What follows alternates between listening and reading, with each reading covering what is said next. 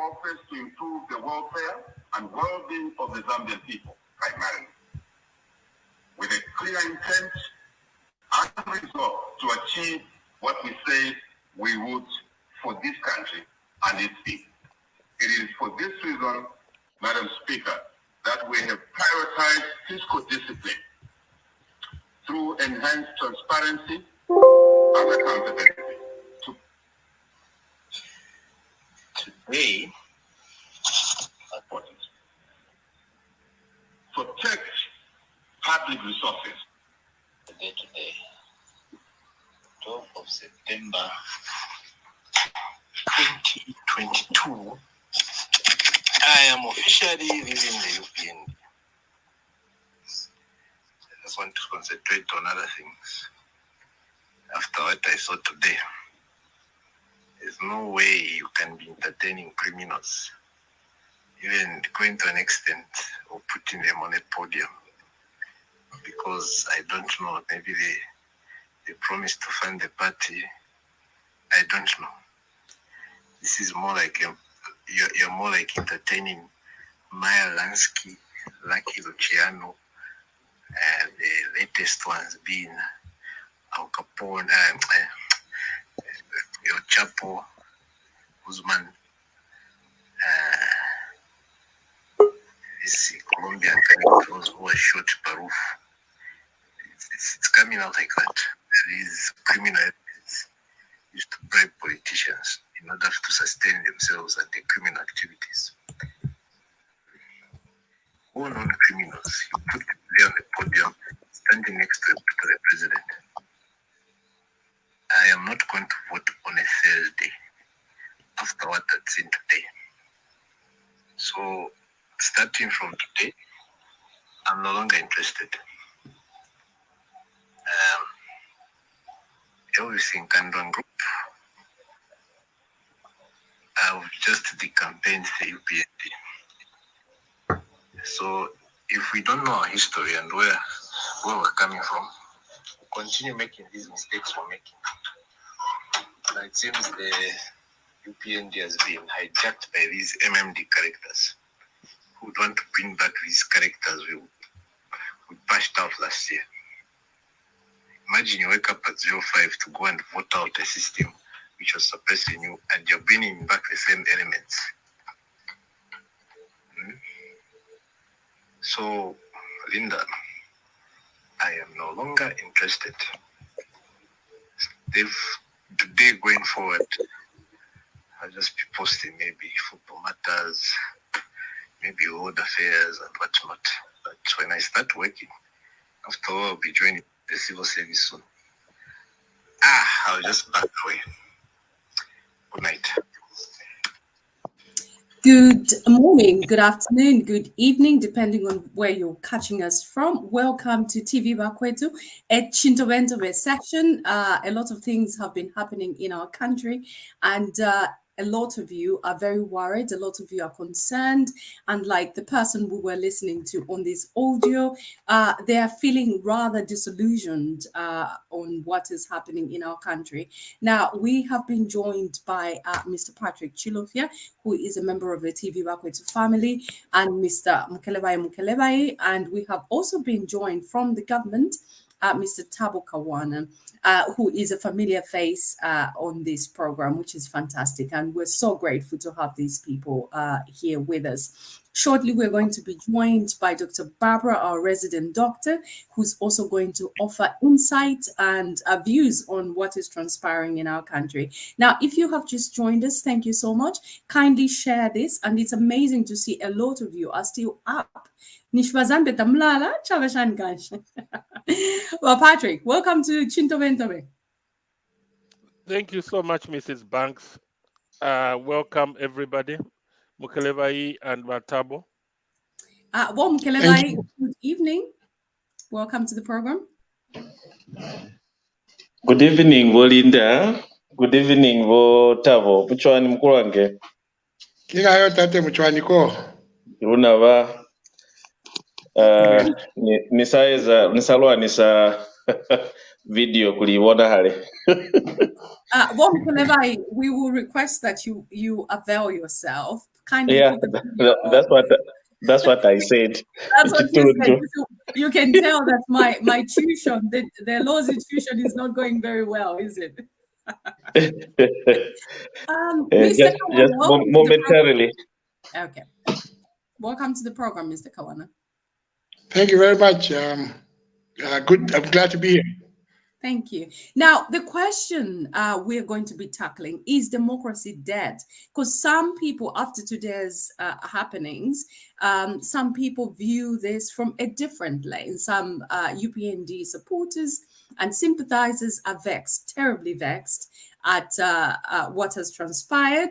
And I'm going to be asking a few of our panelists just to dive deep into that. But on the other hand, some people feel like this is indicative on how the executive has got no influence on what is happening in this democratic Zambia that they're creating for us.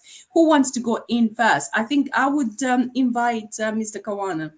Mr. Kawana, what is your view? Can you just, if someone has just joined the program, they don't know what has been happening. We have people from India, from America, from the United Kingdom, with different time zones who actually don't know what has been happening. Could you just give us a synopsis on what has been transpiring in the legal system in regards to this Kabushi and Kwacha constituency by-election? Well, maybe what would be good is allow you people to sort of vent. Then we pick it up from there. No, so they will have plenty. They will. I promise you, they will have plenty of time to. I want to listen to what the people are saying, then respond accordingly. Okay. Before we do that, I would like you to give us a background on what has actually happened, and then I'll invite other people to vent. There's a lot of venting that will take place. I promise. The background is that both the Kabushi and Kwacha seats were nullified by the High Court, and the affected candidates appealed to the Constitutional Court, which also upheld the decision of the High Court, and the seats were declared vacant.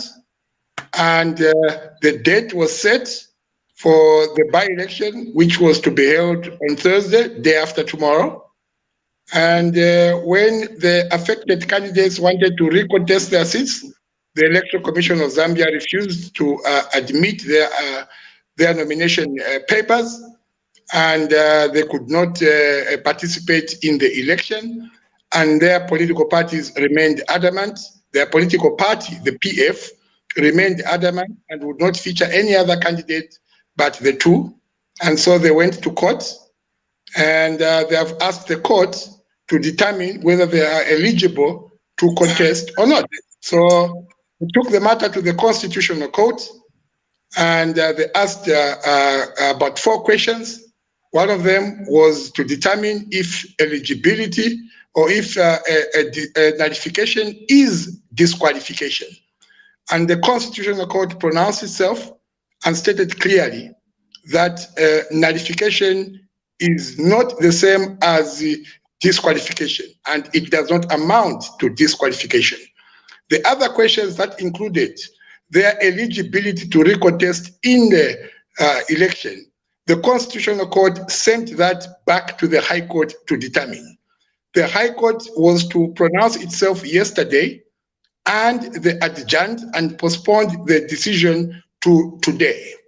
Today, the High Court has moved to stay the elections and not allow them to go ahead as they continue to determine the matter, to look at it. So the main matter is to be looked at by the High Court, but also the Solicitor General has applied to the High Court to get the main matter determined by the Constitutional Court. So on Thursday, that matter will be ruled upon, so that then if it is decided otherwise, the matter will not go to the Constitutional Court, but will be dealt with by the High Court, and the hearing of the main matter will start on Friday. However, if it is referred back to the Constitutional Court, then we continue with the Halabalu. So as it is now, there is a decision of the High Court that has decided to stay the election, meaning that on Thursday, we will not have by-elections in Kabushi and in Kwacha, but we will have by-election in Ruangwa.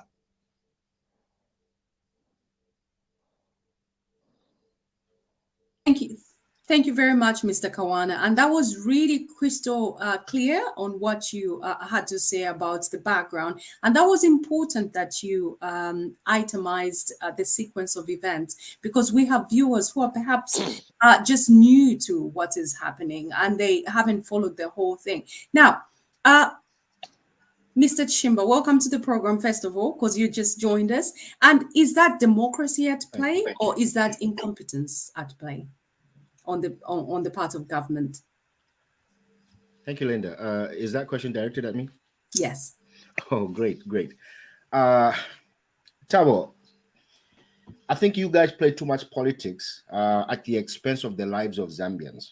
Okay, you know very well that you guys have a hand in this. Okay, you want to crush the opposition. We need opposition in any political dispensation for reasons we all know, right? I think the way this whole thing has been handled leaves much to be desired. First of all, where on earth does a justice minister attend court to hear a petition in the court? That's never happened, right? It gives bad visuals for us who love our country and who are objective when it comes to what is happening in our country, regardless of how much we love you or we love the PF or NDC or Harry Kalava's party. Regardless of that, what we want to see is order, right? Here's what's happening. In a country that is highly indebted, we are causing by-elections at high expense. We are causing misrepresentation or underrepresentation in Kabushi and Kwacha, right? We know you want the numbers, but I think the Zambians gave you so much confidence last year in August, so much confidence that you guys must ride upon and implement those policies that will be life-changing to our people. Playing the politics being played right now is very, very unfortunate. How much is it going to cost us to run those two by-elections? What are the people of Kabushi and Kwacha missing out in terms of representation in parliament? You see that? You guys play too much politics, and I wish you guys could be level-headed enough to look at the bigger picture, which is the interest of the Zambians first, not the interest of the party, no. Because every Zambian is Zambian first and belongs to a party second. Thank you. Okay, now you haven't answered my question, Kelvin. Is this democracy at play, or it's a sign of incompetence on the government? Because it's clear to show that what has transpired today means that the government is not putting its hand into the affairs of the legal system. So my question to you was, do you think this is democracy?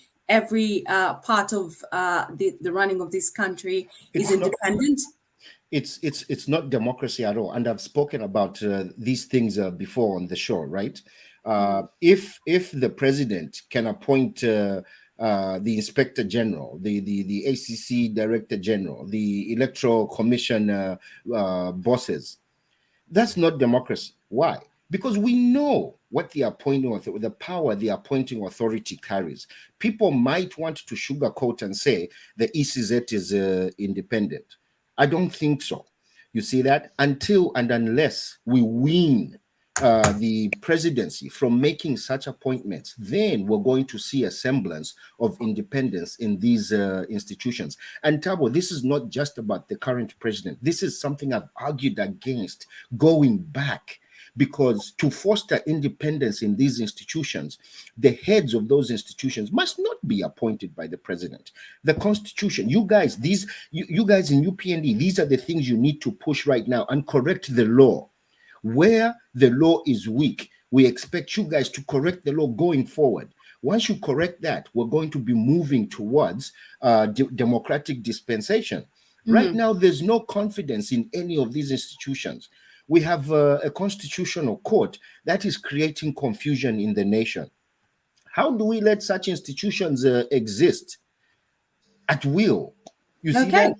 Interesting point that you have just raised, that this government should foster an environment where some of these laws can be altered or repealed or perhaps just amended. And the president is on record as recent as a couple of days ago, where things like the death penalty is, he was suggesting that it should be done away with. So do you think that is a fair assessment for you to say that this government is not doing very much? Before we get back to Mr. Chishimba, I would like Mr. Mukelebai to answer this. Do you think the government is doing enough to actually do away with laws that are not very conducive, so to speak? Thank you so much, Walinda. Good evening, everyone. Kimanziwan Mambumbariambai, Komurutwela Kaufela. Zambians, we need to be honest, and Zambians, we need to understand, and we need to be patient.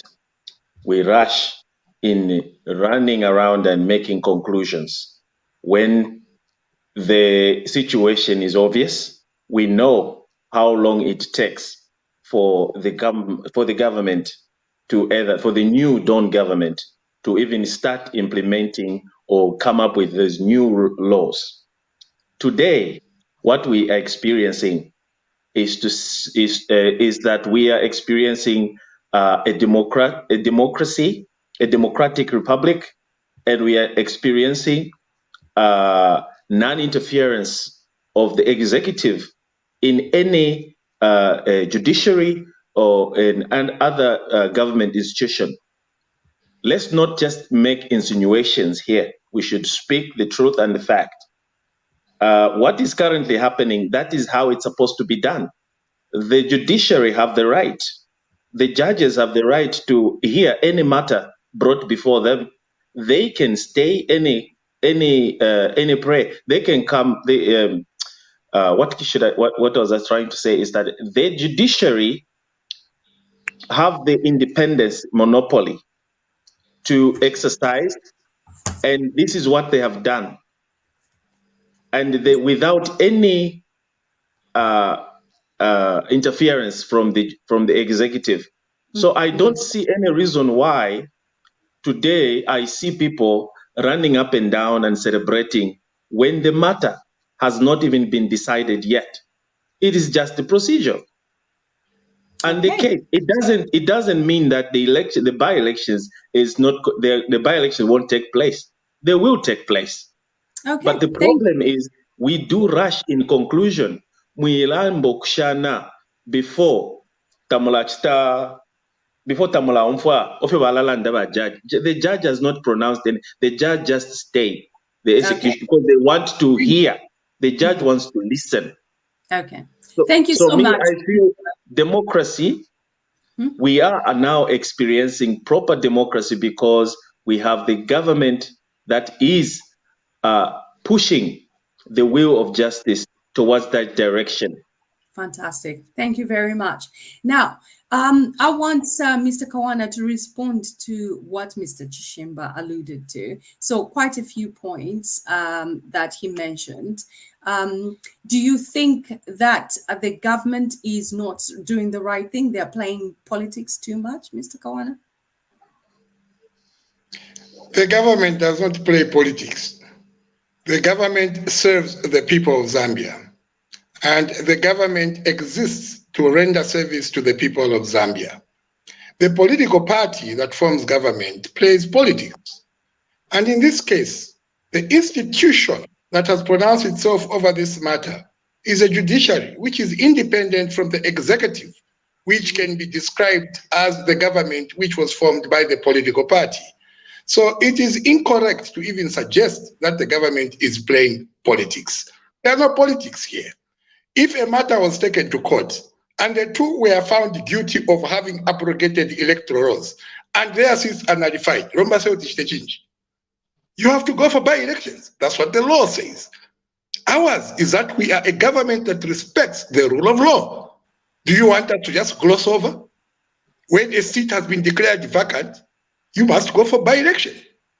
So those 2 seats were declared vacant. So the people go to by-elections. You cannot tell us that you are playing politics because you are wasting money or you're going to buy. That's what the law says. I hear you when you say you need to amend these laws. You need to change these laws. But that's exactly what we are doing. We've already suggested, for example, from the president himself, about the death penalty. We are already looking at the public Order Act. You are already looking at the Public Order Act and amending it and getting views from stakeholders. We are already looking at several pieces of legislation, and we are on the path to ensure that the Constitution is amended to reflect the aspirations of the people of Zambia. It is a reform program that we are undertaking, and we are undertaking a wholesale reform program, not just in the Constitution, but in the economy, in the way things are done in the country. But for us, one characteristic you pick from this government is that we shall respect the rule of law and we shall respect the independence of the various institutions. So that is why today people can even want to blame, to say, no, this government is playing politics, simply because we are following the law. Okay. Why? We follow what the law says. Thank you very much. Now, Mr. Kawana, there are those who are of the view that the president is about to attend a conference in the United States that is on democracy. And so the government is just playing to the gallery to show that they are adhering to the rule of law and promoting democracy. How would you respond to that? Preposterous. Completely preposterous. You cannot claim that we are playing to the gallery when we have allowed the judiciary to be independent. We have allowed that everybody should enjoy their rights within the country. So what are we playing to? All we are doing is upholding the rule of law. Okay, thank you very much. Now, before Mr. Chimba comes on, I'm aware that 2 of my colleagues have not even said hello yet. Mr. Chilufya, welcome to the program. What are your opening remarks? Thank you so much, Mrs. Banks. And good evening, all panelists and the viewers. Tabo, good evening. That was good. That was impressive. Linda, Mrs. Banks, to answer your 2 questions. You remember yesterday we had a program here and we asked an hypothetical questions. Mm-hmm. What will President HH's legacy look like after 10 years? Mm-hmm. One of the things we talked about was creating and sustaining strong democratic institutions. And then the other thing we talked about was that top of the agenda of this government, as if we knew what was going to happen today, was constitutional reforms. If this government succeeds in the next 5-10 years, that will be a lasting legacy for HH. So is this a sign of democracy? To me, yes. And I was laughing at John Sangwa attacking the government that this government is playing games, trying to stop the opposition from standing. I think that's not far from the truth. Mrs. Banks, you know me. If something is wrong, I'll say it. Mm-hmm. You know, I don't call a knife a spoon. So I was so surprised when I saw PF people celebrating. But the question is, were we going to celebrate if it was the other way around? No, they are celebrating because we've got independent courts now. You know, Tabo has talked about independent institutions. Mm-hmm. The ECZ is an independent institution. What did they say? These guys cannot stand because they caused the by-election. They were nullified. And then what did the court say? No. The court talked about nullification is not disqualification. And then what happened? The PF went to court and said, we need our people to stand because they were not disqualified. So, and the court has stayed the matter. Staying the matter doesn't mean they've won, but they are celebrating because they've realized that institutions are working now. They were not working under the PF. Okay, thank you very so much. Let me finish, Belinda. So the problem with what is happening now is the lacunas the PF caused in 2016. The 2016 constitution is tantamount to a criminal thing. To me, it's treason. Because what they did with that constitution is what we are facing now. Because, Belinda, if somebody is disqualified in a job because he didn't have a proper doctorate degree like Barbara is a doctor, and then they re-advertise that job, that's common sense. Can Barbara reapply for that job because he wasn't disqualified? No. If I lose my job because of misconduct, can I go and reapply for that job when it's re-advertised?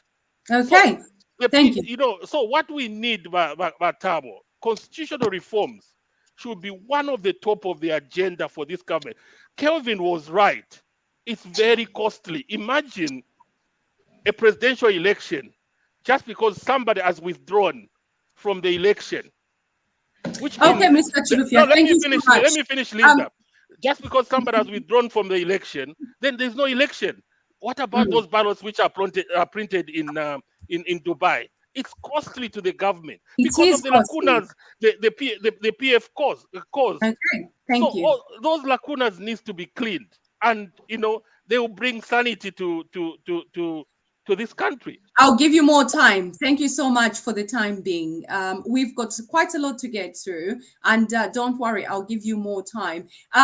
I have not even introduced the only other woman on this panel, Dr. Barbara. Do you think this simply means the Constitution is working? Welcome to the program, first of all. Thank you so much, Linda, and good evening, everybody, and our viewers. I think democracy is working. It's both half and half. So we have a democratic system that is working.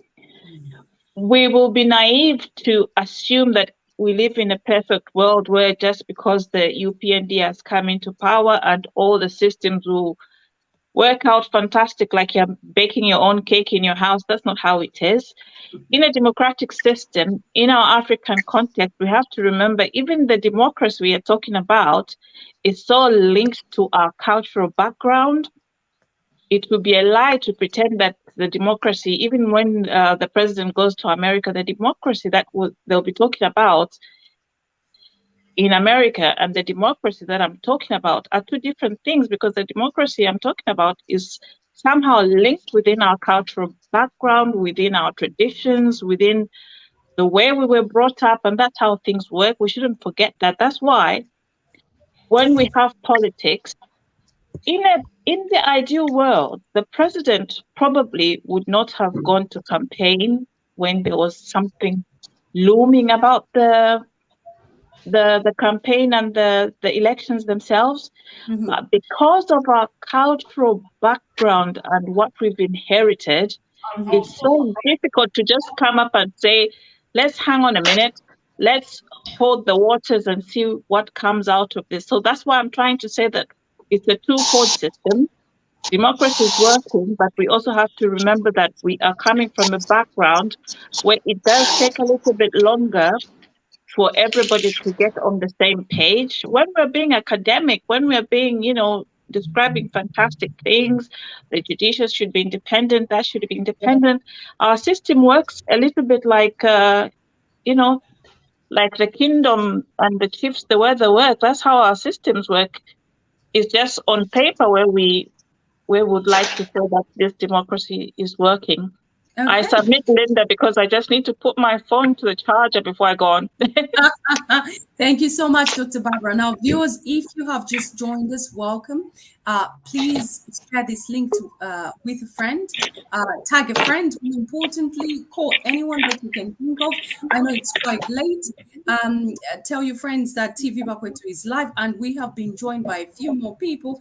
Director Tabokawan has just returned. We have been joined by one of TV Bakweto's anchors, Akashambatwa Masheke, as well as Joseph Nyundu. Aka, welcome to the program. Thank you, Wolinda, and I thank you guys for the panel and my colleagues from TV Bakwetu for this wonderful program. Wotavo Kawana, thank you for joining us. And I want to maybe, I don't know if you want me to say a few words, or you will just. I will come back to you. I just wanted to welcome you. Yes, I will come back to you. And I know everyone is loaded. Talk time, we all do have right now. Joseph, welcome to the program. Yeah, and Shawarinda and Ritumes and the rest of the panel. Thank you so much. Brilliant. Now, okay. Now, Mr. Chishimba was literally, could we have all our mics muted, please, so that this can run quite smoothly? What Chimba was literally bubbling away as Director Thabo Kawana was speaking. It's your turn now. Yeah, so, I mean, Thabo, thanks for your response, right? My point is, it was apparent in 2016, given the margin that President HH lost to President Lungu, right? It was apparent that the UPND was going to form the next government. It was apparent. Now, looking at how long the UPND has been in opposition, don't you think, Thabo, would have been a great time for you guys to shred the constitution and look at the bad laws that are there, so that when the Zambians give you the confidence to run the affairs of the nation, you would be very, very specific and say, look, Thabo, does it have to take 1 year for you guys to discuss what laws need to be changed, for you guys to table bills in parliament to start changing those bad laws? Should it do that? The reason we are saying, or I am saying, that you're playing politics is because I think you have intelligent people in your party who would sit down and say, this is a bad law. We've already looked at it the last 15 years. We were eager to come into government to change this law. We're changing this law. We're changing the way things happen here because they never favored the opposition when UPND was in opposition. There are so many years atrocities that were committed against you guys, right? And what was backing up the PF? The laws, the same laws we are talking about. So you, as the New Dawn government, should have used the time you were in opposition to come up with those changes. You can't start making changes today. You know that these things take time. So in the process, so now we should be waiting for things that I feel are detrimental to the progress of our country. Come on, guys. Thank you. Thank you very much. Thank you very much. Mr. Thabo Kawana, do you think that you're too late in making these changes? Before you respond to that, I would just like to say that our legal ego has joined us. Our resident lawyer, I'm not sure if I have to add him because he's now an ambassador. So it's really tricky for me. I just have to put it out there. But I will be having this conversation as Mr. Kawana responds to Mr. Chimba's question. Yeah, Chimba, I hear you. And I'm following what you are saying and asking. But I want to put it to you that we are in this very mess because of the very attitude that you have espoused just now, where people felt the constitution is theirs and they needed to change this to suit their agenda. And they need to change that to suit their agenda. We don't do that. In respecting the rule of law, we understand that the Constitution, or to borrow from Council Kangwa, the Constitution is a people's document. And it is the people that determine what goes in and what comes out. Our role as government is to facilitate that process. It is not us to come up with a white paper. It is not us to come up and say, this law we are going to change. It is not even in our province as an opposition political party then that what we want in the constitution is this, because it is not what we want. It is what the people want in the constitution. Ours is to ensure that when we get into government, as we have done now, we begin a process to facilitate for the people to bring across their views to determine what they want to put in the document called the Constitution. And that is why its preamble says, we, the people, put, unto ourselves, we give unto ourselves these laws. So the people will tell us what they want changed in the Constitution. The people who tell us what they want added in the Constitution. Our role as government is to facilitate that process. As we are doing now, we are doing so over the Public Order Act. We have begun by providing the process where stakeholders are bringing their views to determine what stays and what doesn't stay in the Public Order Act. Thank you. So it is not our role. So let's bear in mind that the Constitution is a people's document and that any changes to it will and shall always be by the people and not the government. Our role is simply to facilitate. Okay. Mr. Nyundu, the role of government is to facilitate, and this only can happen if the people decide this. Do you agree with this? And do you think what has transpired today is democracy at play, or perhaps it's just the incompetence of this UPND government when it comes to being thorough and being quite cautious at interpreting the law? What's your view? Yes, Linda, thank you. I think to address this issue of the Constitution, I'll be very glad if allowed to go back to the history. Okay, make it brief, please. I have a lot of people in the background. Yes, this make it brief. Constitution was not originally homegrown by us Zambians. It was a Schedule 2 of Chapter 65 handed over to us at independence from the first president's reign. And over the years, there's been attempts to amend it using the Mungomba, Mwanakatwe, 96, in up to where we are. Yeah. Now, the clauses and everything, let me say, the Constitution that the present state in which the Constitution is the conclusion of what was done up to 2016, including other cases of precedents that has occurred in between. Now we find ourselves in this situation because there has been a problem with due process in us getting to our own constitution. And that has allowed governments behind or in history to have bulldozed the constitution, personalize it to their own agenda. And when they come out of power, things backfire or affect others. This is where we are. How do we find ourselves in a situation where the High Court has nullified 2 seats from Parliament? The seats become vacant, and the Article 72 of the Constitution provides the remedy clearly what should happen to people whose seats have been nullified in Article 72.4. It's very clear.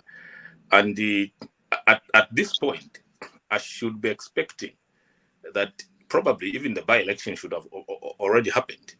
Because having this is not me preempting what the court should do. It's what is in the Constitution. And the government, I'm happy with the way Mr. Kawana said, in as much as these opinions are flowing. The government should not bulldoze the Constitution. It's the people's document. Thank you very much. Okay, thank you. It's the people's document. Akashambatwa, welcome back. Just a second, I will give you more time, Mr. Nyundu. I need to move very quickly. We've got a whole lot of host of people in the background. Mr. Akashambatwa. Thank you, Linda. Thank you, Linda, again. I'm so sorry. I got to mute that phone. But if you can hear me. One of the things that I want to say, very important here, a lot of points have been raised here by my colleagues, is that first, UPND should have seen this coming. Number one, that's point number one. They should have seen this coming. This is not the first time that this is happening.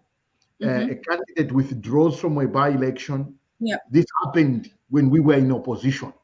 Yeah, it happened in Kawata. It happened in Lusaka as well. And so they should have seen that if this gentleman withdraws, of course they're going to be we're going to have to refile for candidates. That's point number one. Point number two, I do not believe that we should go back to constitutional reforms. There is no perfect constitution in the world. Anyone who comes here and say we are going to work to perfect the constitution, you are cheating yourself. What we are going to end up doing is having constitutional reforms every 10 years or every 5 years, every time there's a change of government. Why? Let me give a challenge to the government. Mr. Kawana, here you are in the government. Why don't you do electoral reforms? That you have an opportunity to change subsidiary laws, not necessarily the constitution. You can enhance the Electoral Act to include fines for candidates that withdraw in a by-election to cause a refiling. So, in conclusion, and I know there's so many people that want to contribute here, it is not always that you have to go back and fix the lacunas in the Constitution. The USA has operated with one constitution for a very long time. Yeah. Lord Jesus help us, Linda Banks knows in the UK, they don't even have a constitution. We don't, So, no. It's not the constitution that is a problem. It's us. We want to make laws to suit us. Thank you so much. Thank you. So we are the problem. The people are the problem. We want to make laws to suit us. Now, I wanted to ask you this question, Aka, before you disappeared. Does America have a perfect constitution? You've been plagued with your own problems. How can you make... I know a lot of Zambians are cross when it comes to making comparisons, like comparisons between Zambia and the United Kingdom or America. I mean, for us to grow as a democracy, we have to make some of these comparisons so that we can emulate what's working and what's not working. Do you think America has a perfect constitution? And if not, can you just briefly tell us why before Mr. Kawana responds to what you have just alluded to? The United States doesn't have a perfect constitution.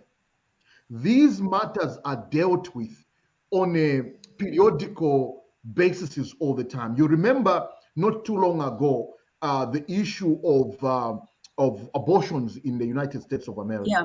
The Constitutional Court, the Supreme Court, had ruled not too long ago that was part of the rights of a woman. This session of the Supreme Court just threw that out and took it back to the states. Many times what we need to do is ensure that we strengthen the Constitutional Court and the Supreme Court to handle some of these constitutional questions that we have and be satisfied with the rulings.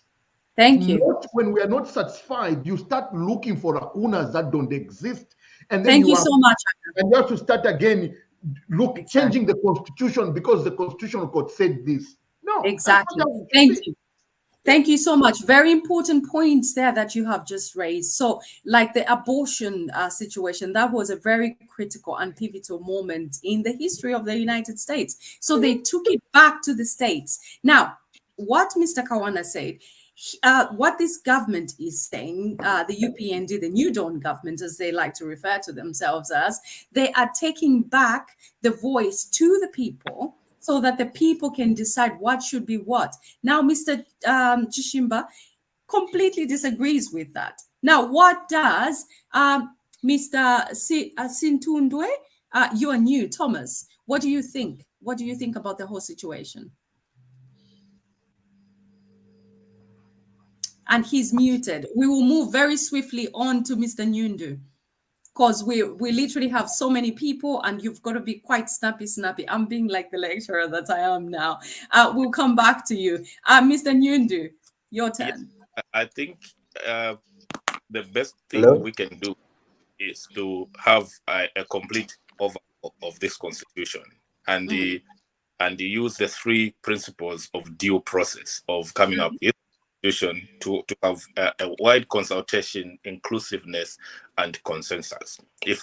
Then, when we come up with a constitution that every one of us represented and it is crafted to our way of life and who we are, then we are not going to have this. This is a problem of lacking due process.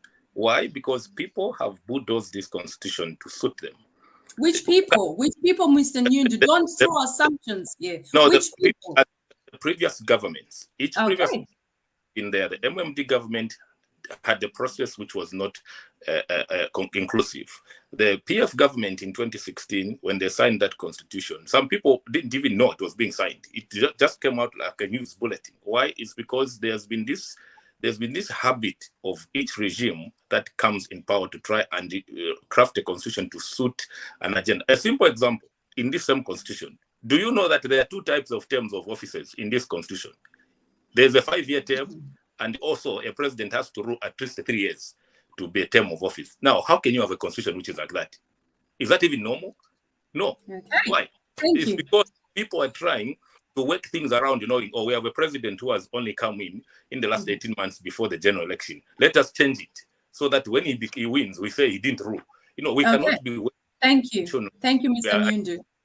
No, exchanging money. No, we are supposed to respect this document because it speaks to who we are as a people of Zambia. Thank you very much, Mr. Nyundu. Yes, we are supposed to change. So this constitution is rather flawed. Would you agree with that, Mr. Kawana? Is this constitution, the laws of Zambia, the constitution, do you think it's flawed? Does it need changing? My guess is you're going to say perhaps yes, because the government has already got two particular ones that laws that they want to amend. Apart from those two particular laws, do you think there's anything else that perhaps has to be amended? Well, the Constitution is the people's document, and ordinarily it reflects the aspirations of the people. And therefore, when a constitution is being implemented, the people are happy. But if the constitution will be implemented and the people are arguing with it, the people are not happy with it, the people are raising concerns with it, then there's a problem. So there is need to put in place a document that the people will own, a document that the people will say, yes, this is representative of our aspirations. You ask me, there's something wrong with the document? I say yes. Why? Because the people are complaining. It's their document. How can they complain if it's their document? It only tells you something is not correct. Mr. Kawana, hold that thought. We have got Ovi saying, I think it's not good for every government that comes in to change the constitution. You think the constitution is wrong because people are complaining. Another government that comes after you will think the same. How can we just sort this out once and for all? What is the solution? We don't think the people are complaining. We hear the people complain. It's not our thought. Okay. We hear them. You hear But them. you see, should this let's not jump in, Aka, and then we'll come to Chimba.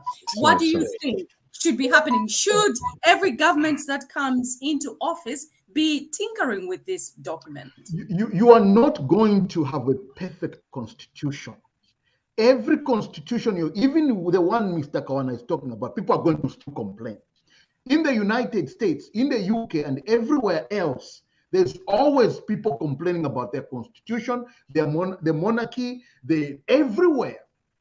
You cannot. It's called democracy. Right, well, that's what democracy is. Okay, that's why you have the courts, the judiciary, that sits to interpret and provide checks and balances on the executive and also the legislature. Because the question I have, Linda, here, why are you skipping parliament? Why are you degrading the role of parliament to fix the electoral process? Because I parliament... will pose you on that.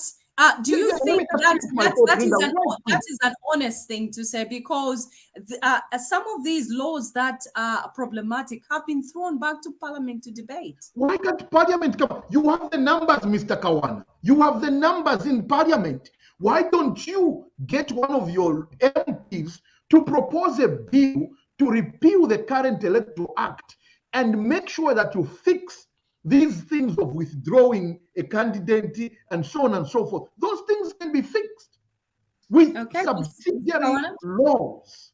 Okay, Mr. Kawana, what's your response? Then we'll have Mr. Chimba.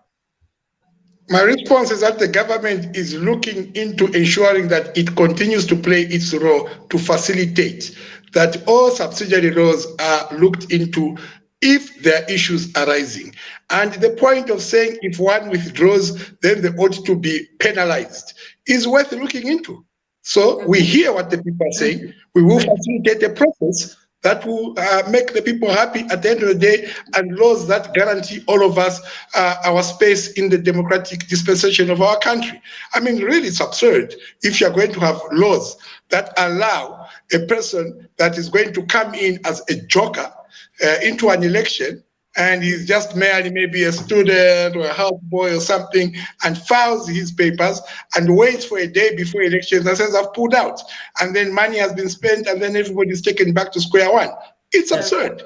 Well, if you change the law, for example, and say, if you do that, then you pay what the government has spent so far, or what the Electoral Commission has spent so far, people wake up. Thank you very much. People will wake up. Just to say, if there are any houseboys out there, I think that is a noble job. And if you've got aspirations to get into politics as a houseboy, Mr. Kawana, I'm sure did not mean that you're just a houseboy. My apologies, Linda. I am not in any way discriminating. I know that. I'm not discriminating either the houseboys or the students. Let me rephrase my question. If there's any joker out there like Thabo Kawana just wakes up and wants to join into elections and wants to pull out an hour before the elections, punish Thabo Kawana. Absolutely. I had just to point that out, because as a people, we are very sensitive. I would use the word too sensitive, that someone would make an analogy and tomorrow it will be headline news that Thabo Kawana is demeaning houseboys and students. Please do not take that. Make sure you listen to the background of the conversation, just to put it out there. Now, I'm going to have Mr. Chimba respond to that, and then we'll come to Mr. Chilufya. Yes. Right. No, I'm glad, and I knew from the time I called into the show that Thabo and I will find common ground on this. But I would also like to commend Aka. What Aka is saying is exactly my thought process, right? We don't have to change the whole constitution, right? The constitution is made up of articles. We need to specifically look at which articles are detrimental to us as a people, right? The biggest and most controversial articles in the Constitution are about elections. You know that. And the reason I say that is, I'll share Article 18, which is non-electoral related, right? Article 18 gives the provisions to secure protection of law, right? If any person is charged with a criminal offense, unless the charge is withdrawn, the case shall be afforded a fair hearing within reasonable time. Has Mumbipiri been afforded fair trial within reasonable time? You see, these are the things we need to start dealing with. And Wamukelebai thinks it's funny, but this woman has been charged of some case, but not taken to court. These are the things we need to deal with. The reason this is, one, that woman is a politician. She said some bad things about the current president when he was in opposition. Us who are standing on the fence would think that the president is fighting back. You see that? So, Thabo, so these are the things we're talking about. We're not saying a wholesale change of the constitution. You need to identify those articles that are detrimental to us as a people and make those changes. That's the reason the American Constitution has amendments. Thank you very much. Mr. Chilufya. That's the quick one there, Linda. The president doesn't charge people. The president doesn't arrest people. The president doesn't take people to court.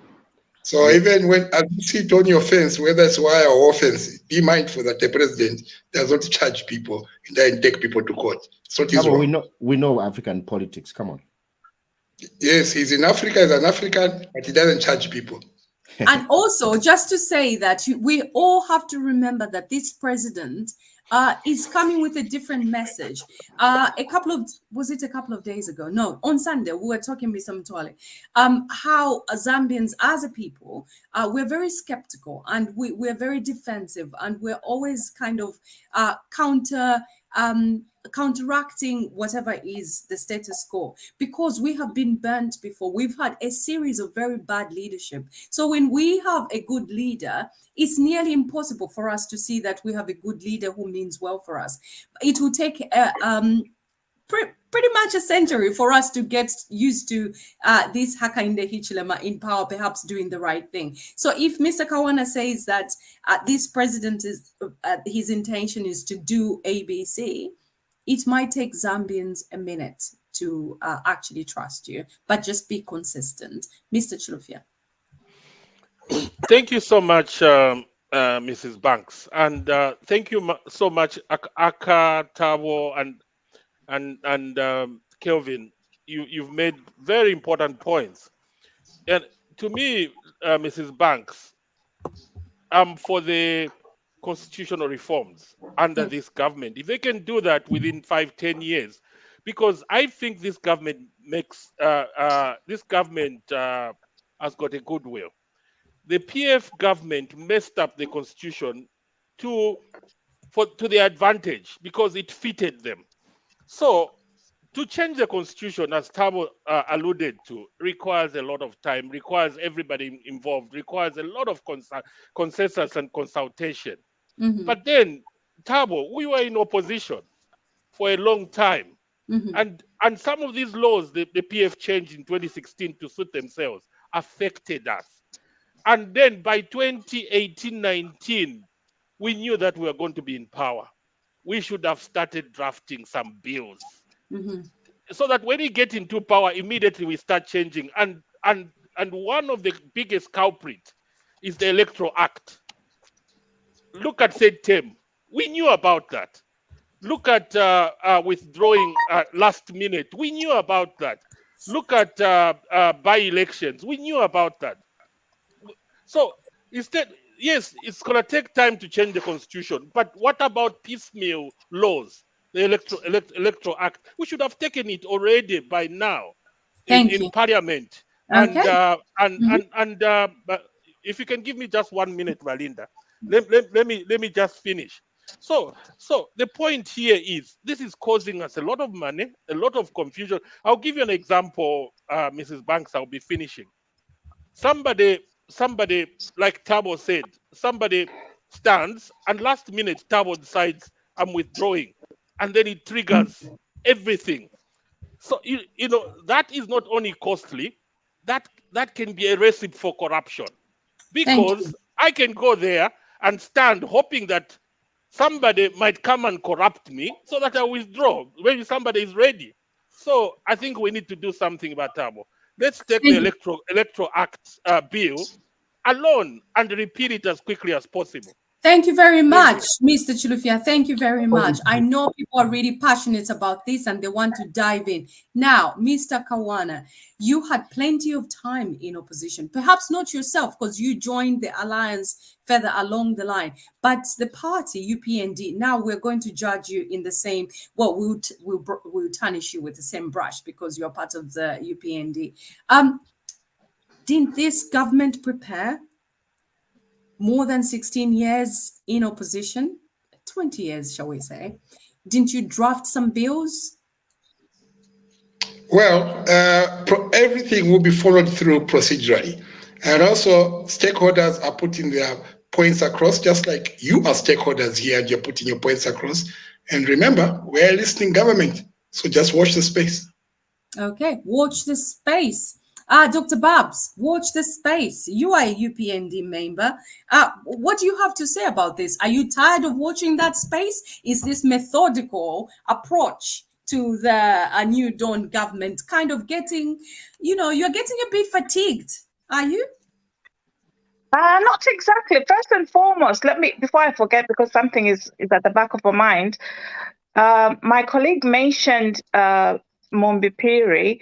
I find it, before my phone was playing up, I did mention that our democracy is so interlinked with our cultural background. The reason we mentioned Mombipiri is because she was a powerful woman who was in politics. This is so close to me because a worker from my farm, Babanda, was locked up in prison for 4 whole years without anybody blinking an eye, because he's a poor guy. He couldn't read and write. He didn't even know why he was in the prison in the first place, because he wasn't powerful. But then all of a sudden we have people who were in power, who were in politics, who've got the money. Everybody's speaking on their behalf, not because they shouldn't be there. Of course, the laws should change. Of course, there's everything wrong with it. But we always have to remember that there are so many people in those prisons who've been in there for many, many years that we should always speak about, not just the people who are powerful, who we can remember and held office. And then coming to UPND, when we came into power as UPND, I know a lot of people don't know the UPND manifesto. We have to start from there. The most important thing as UPND is the economy.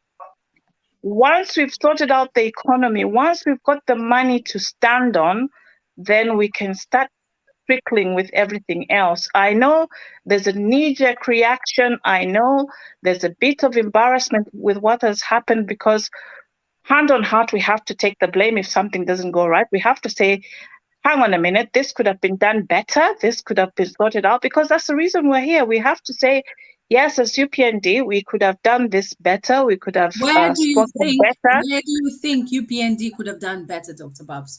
They could have done better in the way they dealt with the campaign. Personally, if something was within still being dealt with in the courts, I feel the president should not have gone to do the campaigning, as the election is going to be there on Thursday. So that was not too good, but we take it on board. It wasn't good, but it's a learning curve. We have to learn from the journey that we're in. But moving forward, the most important thing for UPND is the economy.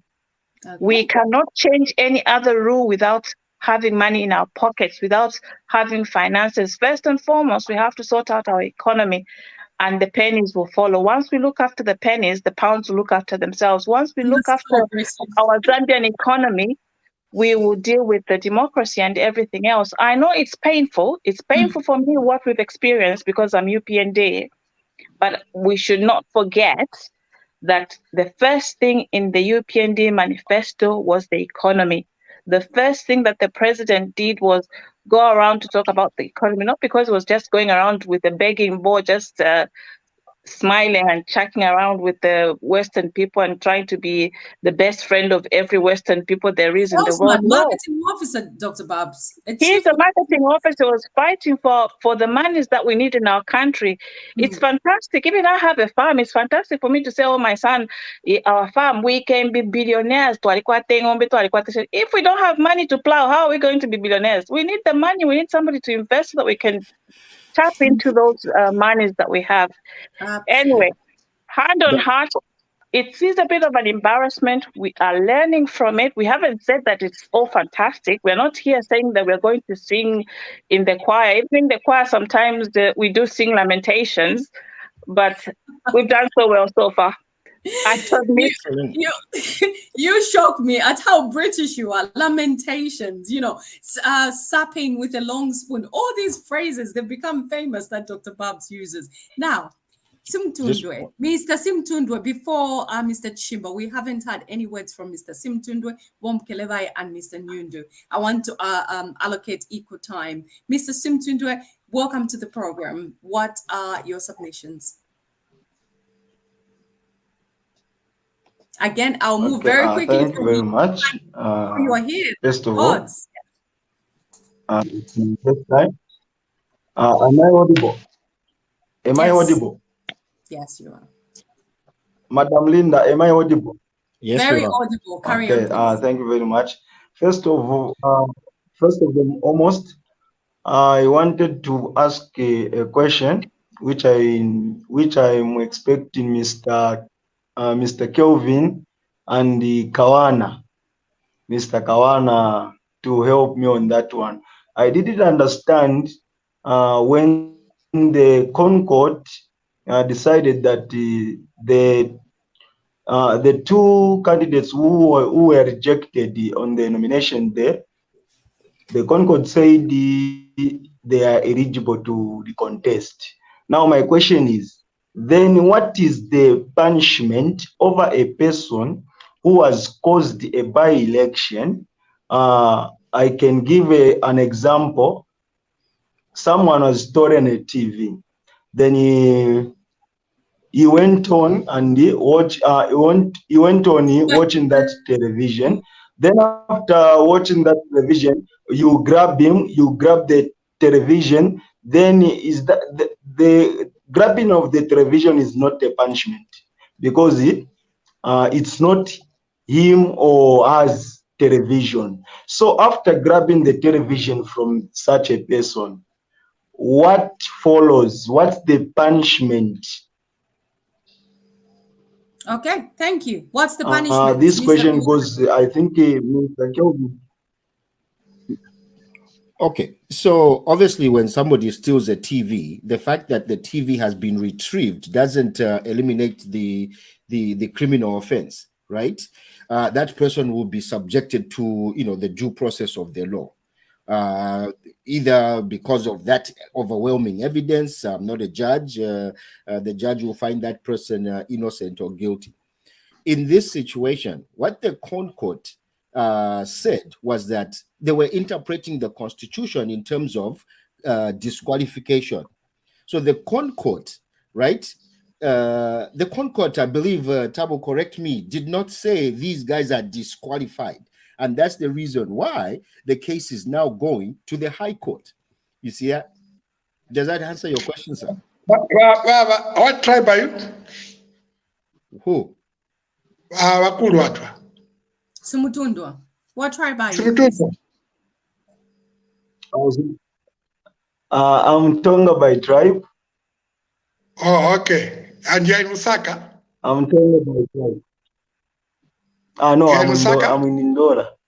In the Kabushi. In Kabushi. Ndora Kabushi. Oh, in Kabushi. Ah.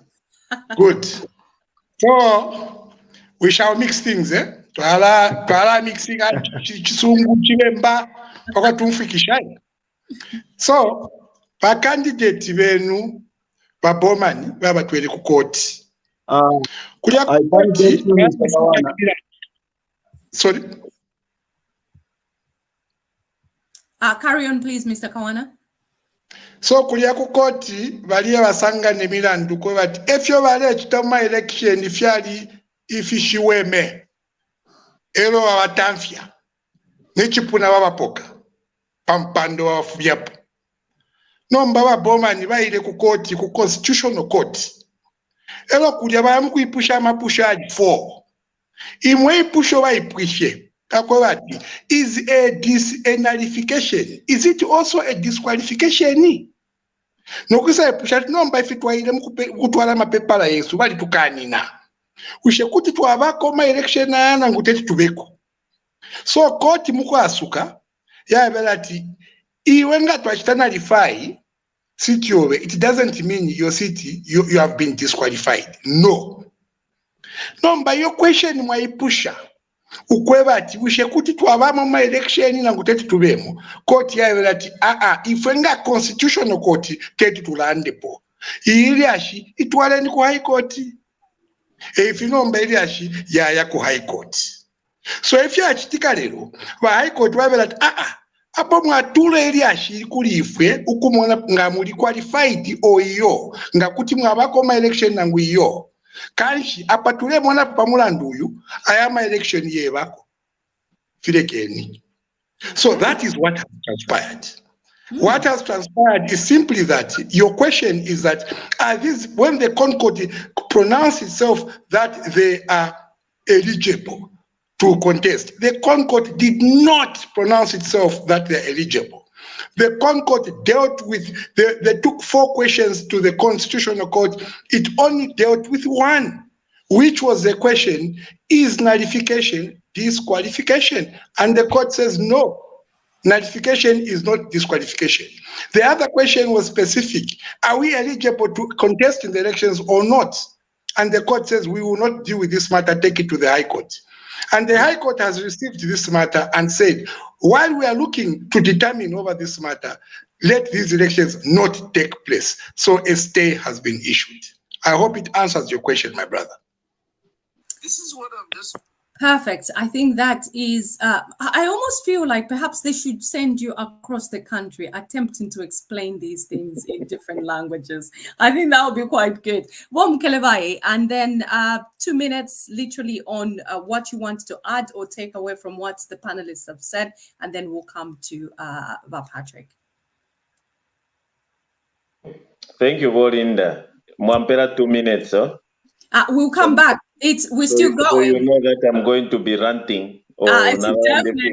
I know my brothers on this panel. No, what I can only say is that I think it's high time. You know, I want to speak direct to the judiciary, and we know that you are independent, and we know that politicians will play to the gallery. They will use your position. They will use the court to play politics. And what we are seeing now, they are tarnishing the image of our judiciary. They are trying to make you, the judges, fight on words, on interpretation. So it is up to you. It is now to you, the judges, to see. You know, it's not rocket science that these guys who have been dismissed or disqualified are using the court to actually politicize the whole situation. So that's why we are in this mess to get today. So it is just a simple decision that needs to be made. And I would also request the member of parliaments, the legislatures, to somehow take advantage of these lacunas and criminalize some of these the shortcomings, especially that my colleagues here have mentioned on the issue of withdrawing at the last minute just because, for no apparent reason. They should actually criminalize that aspect, and that whoever is found with intent to simply defraud or rather to cause any a by-election should actually be liable of a criminal offense. And on the other issue of the PF, we know you are celebrating today. You think you are a win. Bring these people, baleteni, batwale no Kabushi. We'll see if at all they are going to make it. Even when, without tufunyemo ama injunction, or tufunyemo ama these court proceedings, bring them. Let's face them on the battlefield. To be honest with you guys, I don't think you will be able to make it because the people have seen who you are, have seen what you are capable of doing, and this money that you are busy floating around paying people, we know that that's the money that you got from our proceeds, from the government coffers that you store. And definitely, you are not going to come forward to pull through, because the Kabushi people and the Kwacha people, they are not stupid. They know what they want. They want development, and they'll always go by the government of the day. Okay. Because our Hakainde Chilema today is doing something that has never been done in our country. So please, Bakabush, Naimweva Kwacha, open your eyes. Do not be cheated. Do not be cheated, because these guys, they are not going to take you anywhere. Ngaba Foya, for example, let them win. But now, Temila and Dumukot, I have corruption. No manga baba kaka, baya prison muchifungo. Baketa mimi na shani. So these are questions that you need to ask yourselves. Na totel. Thank you very much, Mr. Nyundu. Yes, thank you very much. I'll quickly address the Mumbipiri concern, and then I'll go to the nullification and disqualification. I think the Mumbipiri concern is a criminal justice procedure. There's two parameters how someone can be out of detention or custody during a criminal procedure. If a case is bailable, they can await trial from home if they can be bailed after the hearing. But if they've gone to a hearing and they're waiting trial, there's no way they can be out of custody, because murder has no bail in Zambia. That is how it is, unless they change the law. And from there, I can't comment. It's a court process. No, they haven't changed the law. That's as it is. coming to the nullification and the disqualification, I'm still shocked why the court was asked to explain these two things. And I know where it came from.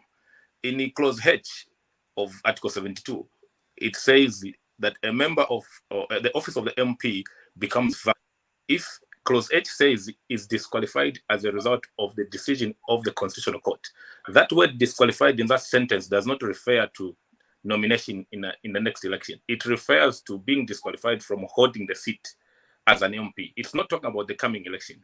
But it was taken to court so that people that don't understand that clause would think that that clause was talking about the by-election. No, it's not.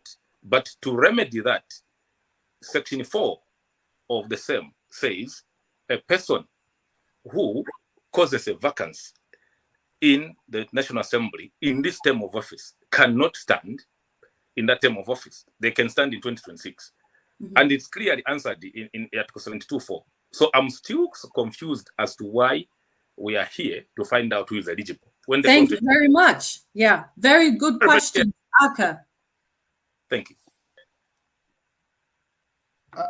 Again, for me, it is important that we leave the courts to interpret. Mr. Kawana has actually provided the best explanation I've heard so far. I'm not a legal person. I'm not an expert in this area. And so I'm learning as well. But I think Mr. Kawana has given a very good explanation. Quite comprehensive. Yeah. So what I probably would like to see is for us to allow the courts to actually, work through this whole process of by-election and what's going on in Kabushi and Kwacha. The other thing I want us to do as a Zambian people is to learn to appreciate the independence of the judiciary. I think we must give credit to the president. President Hakainde Hichilema has made very serious commitments that he is not going to interfere with the workings of the judiciary. He's not going to interfere with the workings of the police, the legal enforcement of the law. And so if you have seen that, he's been very consistent. In fact, he hasn't commented on anything. He's continued with his campaigns, and the courts have decided, hold on to this, as Mr. Kawana has explained, so that we can decide on the issue of eligibility. And so at the end of the day, we should be able to accept what the courts are adjudicating. We have to have confidence in our judiciary. Otherwise, if we don't, there'll be a breakdown of the rule of law. And if we question, and of course, there's nothing wrong with questioning in a democracy the decisions of the courts. That's the whole idea of democracy. Right. But to begin to say, no, we didn't like this ruling, then there is a problem with the Constitution. Every time you don't like a ruling, it's the Constitution's problem. It's a Constitution's problem. We will be making constitution reforms and amendments every 5 years. Thank you. Thank you very much. Just a second, Chishimba, you are next. Yes. Yeah. Bomkerebai, I got a question for you. Was the judiciary independent under the previous PF government? Tabo, you can rein in as well. Was the judiciary independent under PF? Right. Great. When you talk about unfavorable rulings, Aka, right? We heard this from you, Tabo, the UPND. Whenever there was a ruling against you, you said the court is compromised, the judiciary is compromised, right? This is the same thing that your friends are doing, right? That's why us, concerned Zambians, are appealing to you who have the privilege of being in government today to address these concerns objectively, okay? Objectively, so that when the courts rule, nobody is rushing to say there's a political hand, this is a wrong judgment because, there's politics involved. You see that? That's why I'm saying for 20 years, the UPND went through these things, right? It's the turn of your friends to go through these things. But do you want it to continue that way? How No. can we develop with such a mindset? How can we? Right.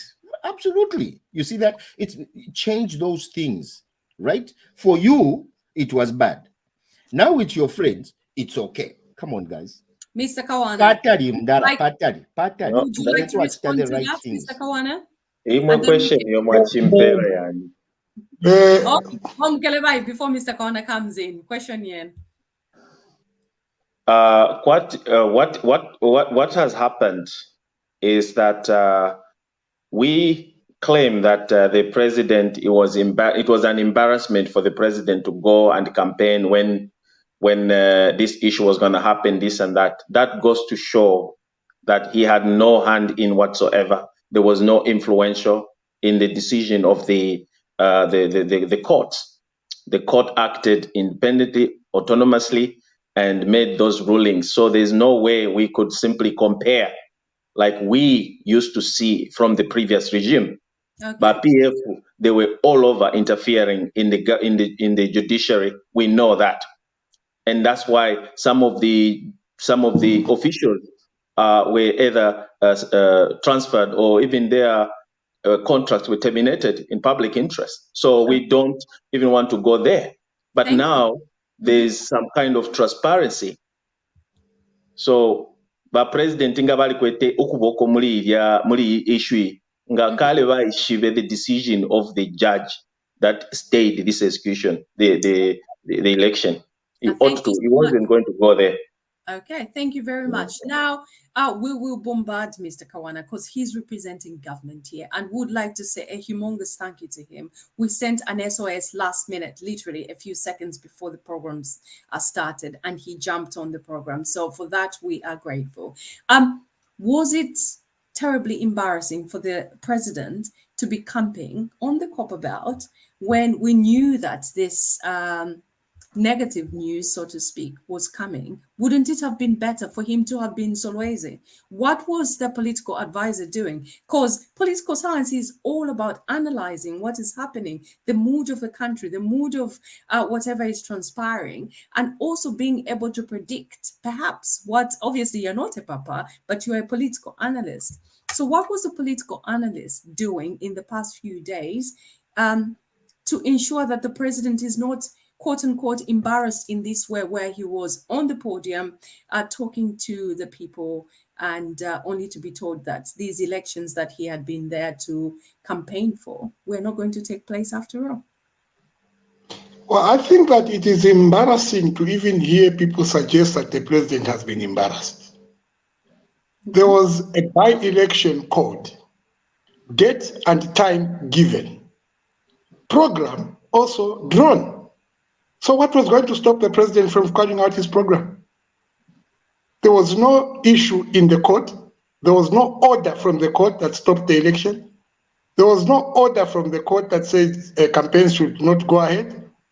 So what was there to stop the president from carrying out? Mr. Kone, you did know that this situation was quite problematic. There were some legalities that you and I belong to a similar same WhatsApp group, not similar, but same WhatsApp group. And we can actually assess what is going on, the mood of the country and what the legalities are. So I'm guessing when you hear what everyone in that group and many other groups perhaps that you belong to are saying, the mood of the legal situation, I would expect you to go back to Citizen One 887 and feed back to him that, boss, things are not looking good. Do you have people on the ground that are literally assessing this situation? Because I can promise you, my boys on the ground could have predicted this.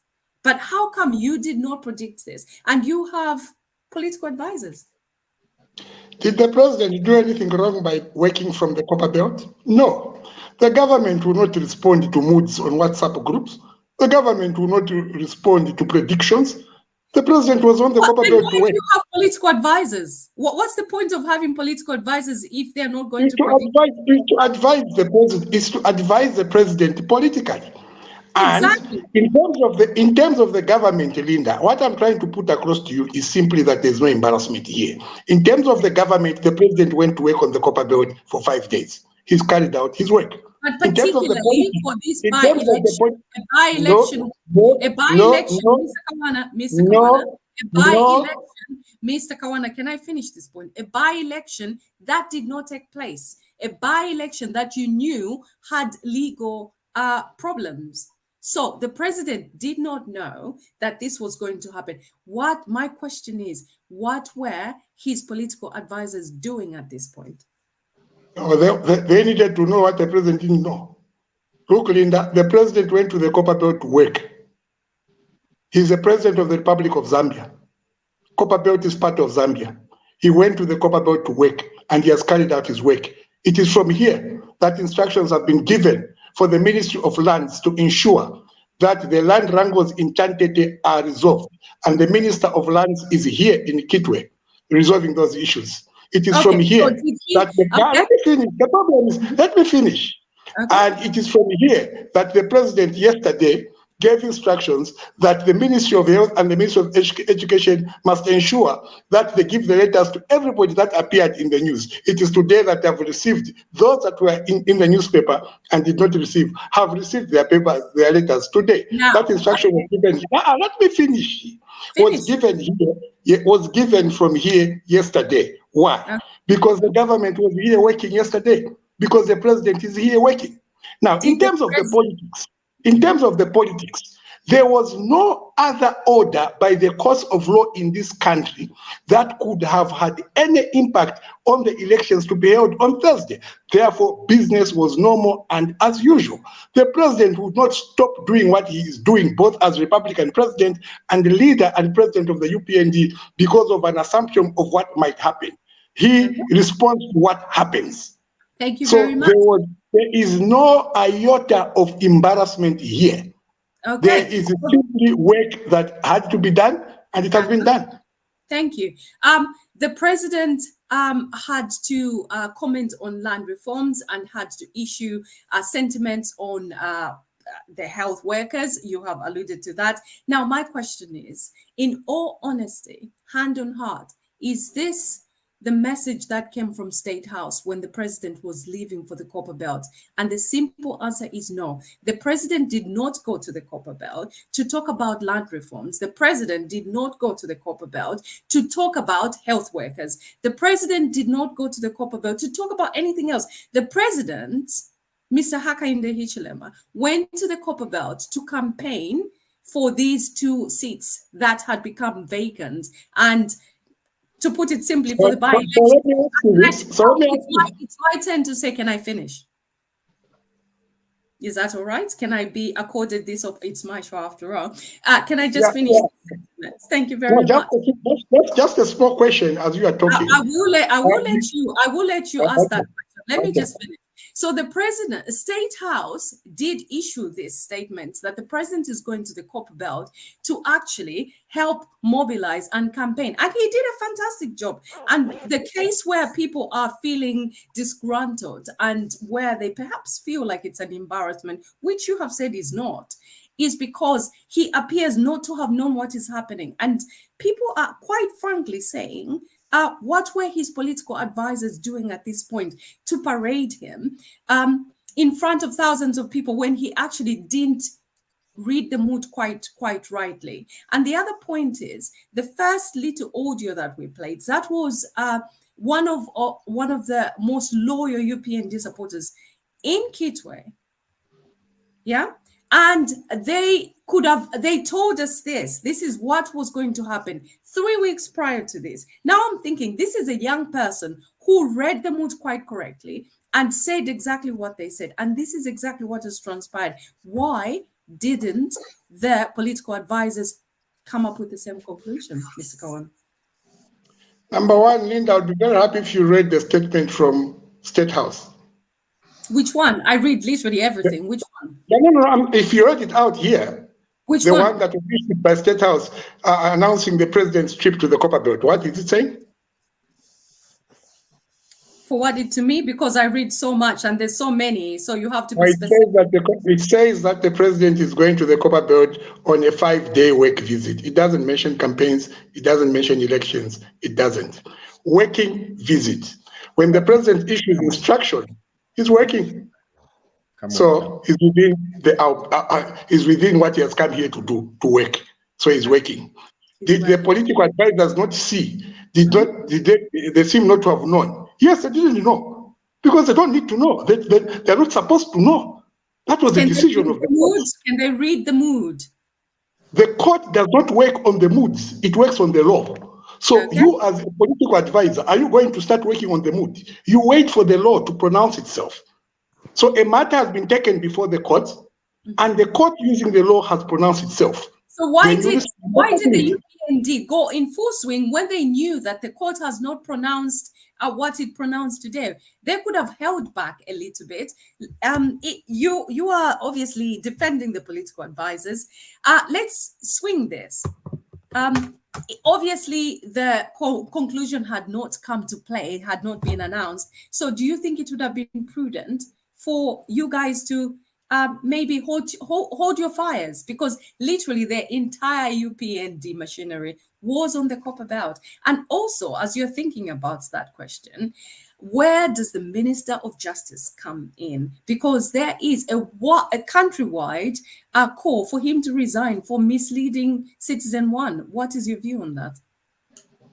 Well, firstly, the Minister of Justice is not the lawyer for the president. He's not even the lawyer for the government. The government has the Attorney General. The president even has a legal advisor in State House. What has that got to do with the Minister of Justice? What was the legal advisor doing? What was he advising him on? If it's not the Minister of Justice to be hung on here, because you've seen all these. So what was the legal advisor supposed to advise the president against what? Why do you think people are calling for the Minister of Justice to resign? Because people don't understand, and this is our role to make them understand that the Minister of Justice cannot resign because the court has pronounced itself. He has nothing to do with the pronouncement. He's part of the executive. He's part of the executive, and the judiciary has pronounced itself. How do you ask a member of the executive to resign because the judiciary has pronounced itself? Mr. Kawana, you and I know that the reason why people are calling for the Minister of Justice to resign is not just because he is a Minister of Justice. It's because of the interviews that he had carried out and the things that he had said. So both of us know, deep down our hearts, know the reason why. So do you think it's a logical thing for people to call for his resignation? Well, I think that is a question then you need to ask him, because I am out here working on the copper belt and I did not watch any of those interviews. It would not be in my province to give an answer based on interviews I did not watch. Okay, fair enough. Mr. Chishimba, do you think the Minister of Justice should resign? And if so, why? I mean, I don't know. I don't know if he should. Thabo has said that he's not the legal advisor to the president. But obviously, the legal advisor to the president resign, because this is a mess. Well, yeah, someone should. I just don't know who. But obviously, Thabo, again, some of your responses, yes, you're a politician. We know it's okay, right? But some of the things I wish that you were very objective. You know, maybe, yes, it's a risk on your job right now to be objective and just say, yes, we messed up. There was a break in communication. You know what? We're learning. It's okay. That's not going to weaken you as a party. You understand that. And that's why when we started, I said we play too much politics, right? You're looking at it from a political spectrum. Your own people are the ones that are angry at you guys. And Linda is probably just a messenger, right? Social media is abuzz with the embarrassment they feel. Not you guys, maybe, because you don't see it that way, but the embarrassment they feel for the president to shift camp, right? Under the guise of a working holiday. Come on now. Or, for, 5 working days on the copper belt. Why? When there's 2 crucial by-elections, he decides to go and work from the copper belt. We know it's all about the elections. Just come out and say, yes, he went to campaign. It's okay, yes. It's his party. They want the seats, right? But so it is embarrassing. So No. Listen, I'm not the one. I'm not. It's you. You said it's not embarrassing on your part. I'm saying, your own supporters are embarrassed by it. So it's for you guys to Yes, come our out and supporters, explain it. the people may feel embarrassed because the people were raised under your system, or not your system, under a PF system for 10 years. That It's had okay. a system It's okay. where, You can call it a PF okay, system. yeah, I love my yes, country first and the yes, party okay, second. let me just say I this. would die for my country. The people were raised That is a the real last 10 years. They were raised the last 10 years under a system where the executive knew what the judiciary was going to say before it could say. So the people feel disappointed that how did they not know? They should have known. No, we can't know, and we will never know because the judiciary is independent and they make their decisions independent of us, independent of the interference of the executive. So the the people's president had 5 working days on the cotton belt. Shimba, let Mr. Kawana finish, then come in. The people's disappointment is stemming from a system that they got accustomed to, where the executive knew what the judiciary was going to say before they said it. But this system has changed. The independence has come. All institutions are independent. We will never know what the judiciary is going to say. We will know when they pronounce it at the same time as you know, at the same time that we know, because we have to wait like any other law-abiding citizen and institution for the judiciary to pronounce themselves. We will not interfere, we will not ask for leakage, we will not guide, we will not even influence. We stay away and give him the independence. That is why today the president was still on the copper belt and engaged in campaigns. I must say, the court pronounced itself to stop the campaigns. You see that? And then the president, I'm sure, heard about the campaign being stopped, maybe when he was still in action. And he thought, oh, the campaigns, the elections have been stopped and they've been stayed. What does that tell you? That tells you that he, like any other Zambian, he did not know, he was not aware. Now, you come and tell me his legal advisor must resign. How was the legal advisor supposed to know? Okay. In all fairness, what you just said, Mr. Kawana, that is exactly what transpired. The president was up there in action and found out as we were all finding out in real time. And that is quite refreshing because that simply means that democracy is at play. And like I said earlier, his supporters, the sympathizers, they're up in arms. They're very cross at what is transpiring. And that is understandable. And this is where you, as government, as their people, should come out and pacify the situation. I don't know how you do it. I don't care how you do it. But all the questions I'm asking, it's because we have been literally bombarded with these questions. Now, we're going to pause a little bit because I know emotions are quite charged, heightened.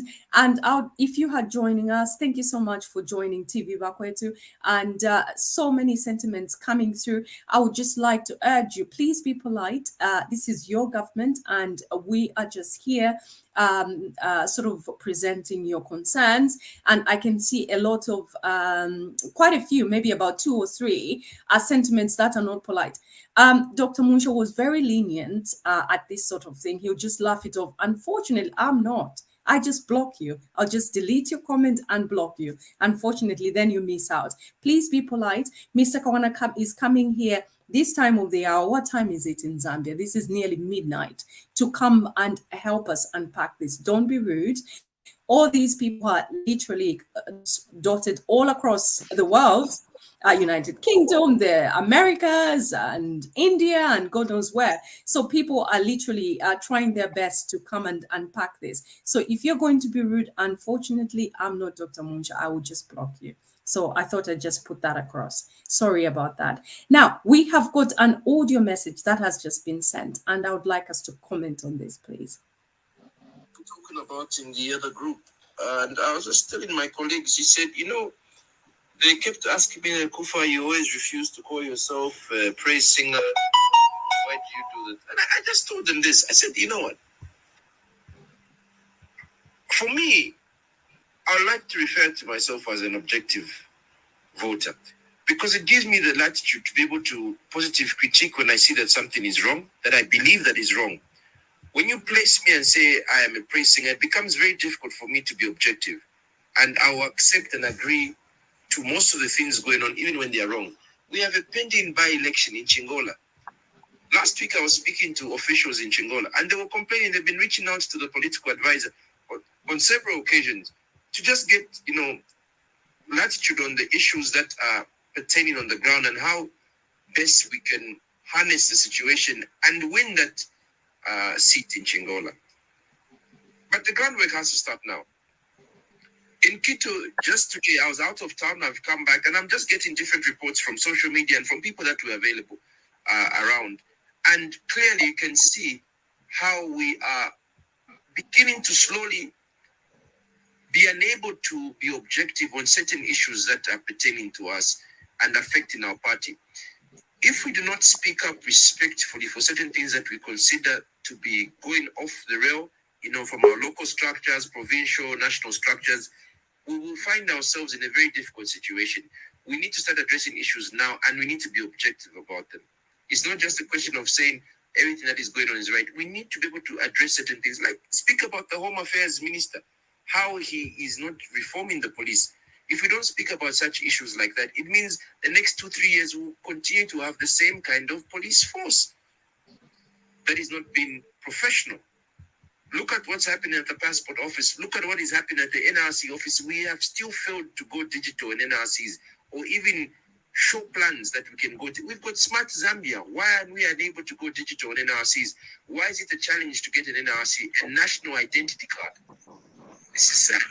But if we don't speak about these issues and we just praise everything that comes our way, it becomes very difficult by not being objective. That's why I refuse that tag.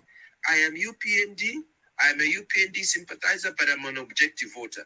And I will speak my mind when I feel that something is gone off the rails. I will not agree to everything. When I disagree on something, I politely put it to the boss and I tell him, sir, this I do not agree, and these are the reasons why. I am objective. I will not just praise sing for everything. Okay. Informative approach when I think we will end there. Now, who would like to go first? Dr. Babs. We'll start with Dr. Babs, then Kelvin. Because Lembeni, Dr. Babs. Thank you very much, Linda. And that was a really interesting audio. I'm not sure who sent the audio. I can't reveal my sources. Yeah, the voice does seem to sound a bit familiar, but I'll just say it sound familiar. Yeah, but I'll just say it as it is. I don't mind being called a praise singer. To me, it means something else. It means I should praise the party and the leadership that I'm in. Some people like feeling embarrassed about things. When something goes wrong after 2 days, you start changing camp. You start hearing people saying, I'm just a bit of a sympathizer. No. You have to be it's like football. Supporting your party is a bit like football. There are days when you're going to win. There are days when you're going to lose. There are days when things are going to be terrible. And there are days when things are going to be messy. Like I said before, it would be ridiculous for people to start saying like the police should be reformed now. Of course, all those things are there, but all those reforms cannot happen by pronouncement, dictatorial pronouncement, like it cannot be done like Vasa's time, where he just wakes up and said, Lusaka airport ni Kapwepwe Ukunikushani, the other one is a province. Hold that thought for a second. That can't happen. There has to be an order. There has to be an order. The president did away with cadreism by a mere pronouncement. What's the difference? No, that's not a pronouncement. That wasn't the pronouncement. You just said I don't want any more cadreism. No. Listen, getting rid of cadreism and making passports and digital information are two different things. That's why I want you to explain. One is about having money and placing something in order for it to work. The other one is about enforcing laws that are already there. The cadres were in the streets. They're not meant to be there. Okay. There were laws to prevent them from being there.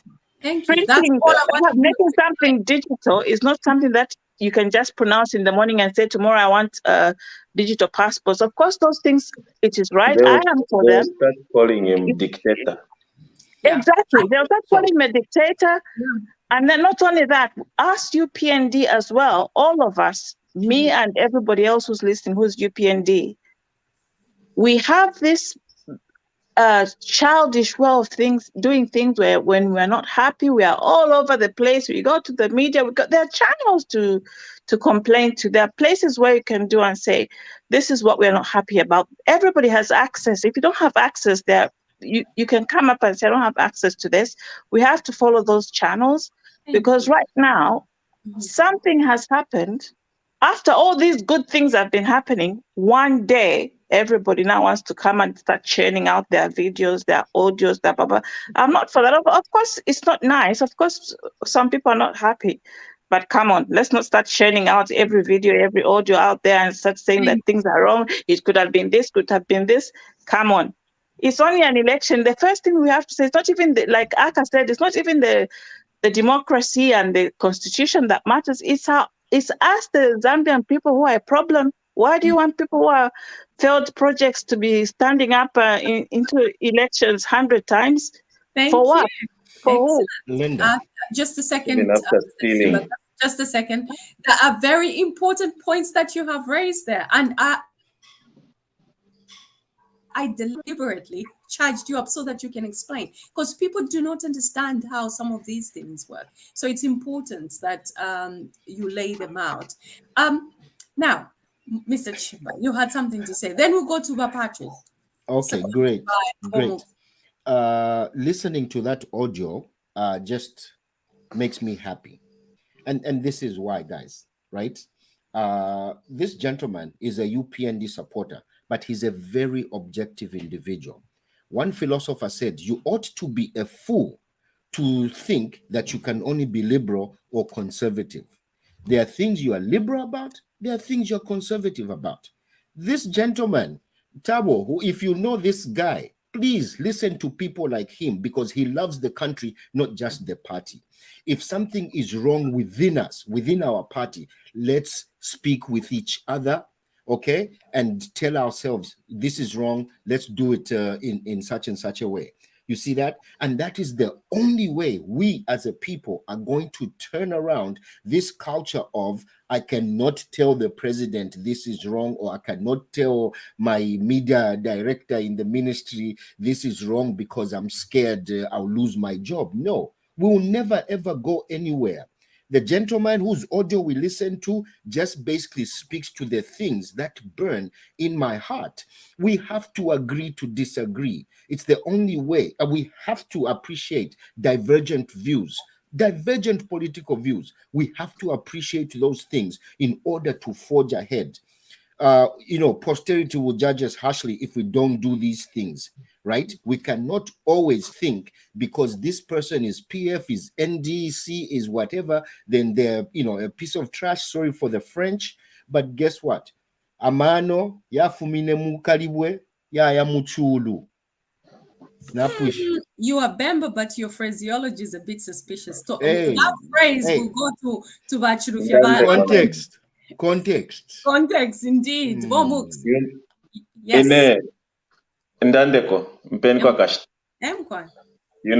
I understand twalimona if you are mu previous regime, and we don't want to go back to such kind of arrangement. Indeed. Twalimona takwali law and order. Uli on side ni spokesperson.